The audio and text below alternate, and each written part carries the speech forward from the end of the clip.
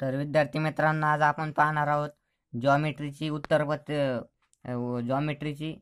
प्रश्नपत्रिका 2019 सालची आज झालेली. तर त्या क्वेश्चन हे होता solve the following questions any four. हे 9वीवर आधारित प्रश्न होते. त्याच्यापैकी तुम्हाला 4 सोडवायचे 6 पैकी. तर पहिल्याचा अँगल पी होता 60 डिग्री. अँगल ए आणि अँगल पी कॉन्ग्रुएंट अँगल, त्यामुळे 60 degree. AC is equal to 10 unit. इथं युनिट दिलं नाही, इथं सेंटीमीटर किंवा मीटर काही दिलं नाही, त्यामुळे युनिट लिहिलं तर जमून पायथागोरस थेरमने सॉल्व्ह करायचं.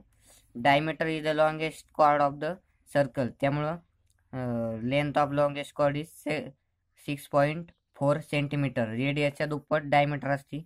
डायमीटर ही लॉंगेस्ट कॉर्ड असते सर्कलची, तर 6.4 सेंटीमीटर. तर याचं डिस्टन्स ऑफ AB आहे 5 unit. Value of sine 30 plus cos 60ची 1 आहे. साइन 31/2 कॉस 61/2 त्यांची ॲडिशन करून 1 येते. Area of the circle radius 7 centimetre, तर त्याचे एरिया आहे 154 सेंटीमीटर स्क्वेअर.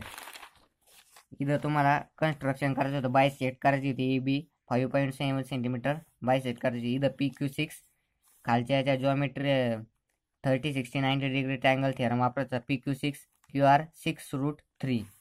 इथं तुम्हाला स्लॅन्ट हाईट फाइंड आउट करायची होती कोनची, तर ती 13 सेंटीमीटर.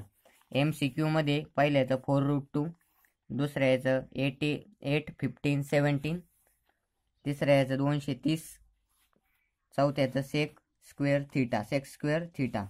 तिथं तुम्हाला टँजंट ड्रॉ करायची होती, ती बायसेक्ट करायची होती. एक उभी टँजंट तुम्हाला सर्कल ड्रॉ करून एक उभी टँजंट ड्रॉ करायची होती.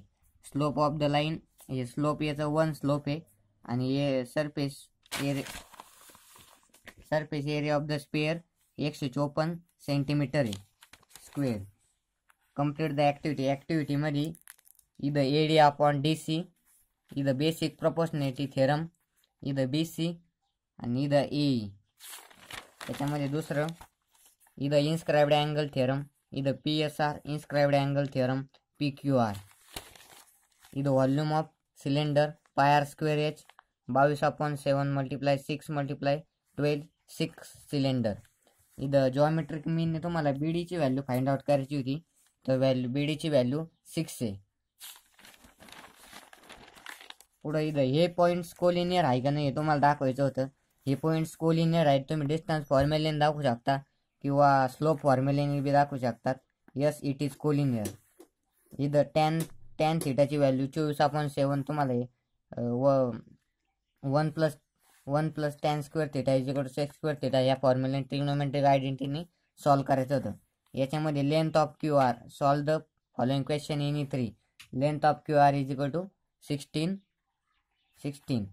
इथं measure of RQYR is 140 degree. Angle QR is 30 degree.